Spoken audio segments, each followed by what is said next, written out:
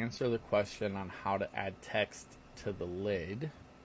Let's open the lid, and then I am going to click this bottom view here in the bottom left, and then just orient the view here so it's how you want the text to be displayed.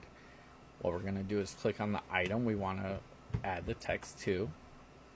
Click here where it says text shape. Go ahead here where it says objects, and then just make sure your text is selected, and then select the number 1 here, which is your color. Change it to a different color right now, and then we're going to select it again, and then that way we can edit, and now we know what it's going to look like. So let's go ahead and just type Koozie, and you need to remember too what nozzle size you're printing with. Most people are going to print with the 0.4 size nozzle, which means you want your text to be a little bit bigger to make sure that it comes through. If you have too fine of a text, let me see if I can find a good example here. Something like this that has these really fine lines may not come through as well on a 0.4. Let's see if we unclick the bold or uncheck the bold.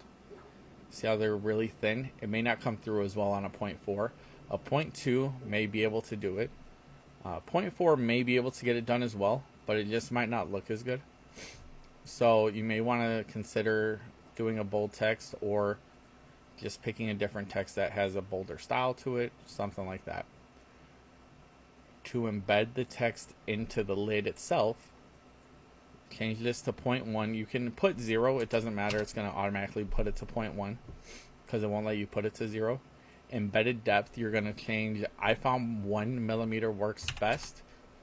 The only thing you don't want to do is make it too big. So if you make it, let's say 5, what ends up happening is from this side it looks really good, but as soon as you turn it, you can see it on the back side, right? And that's what we want to avoid. We don't want the text on the back side, okay? So double click again, 1 millimeter, and we'll change it just like that. And then you can adjust your text gap, which is the space between the letters. And it's going to use the surface or surround surface right there. So if you want to wrap it around the edge of the lid, you could potentially do that. And you can also type in here a number that works best for you. And then you can change the angle too.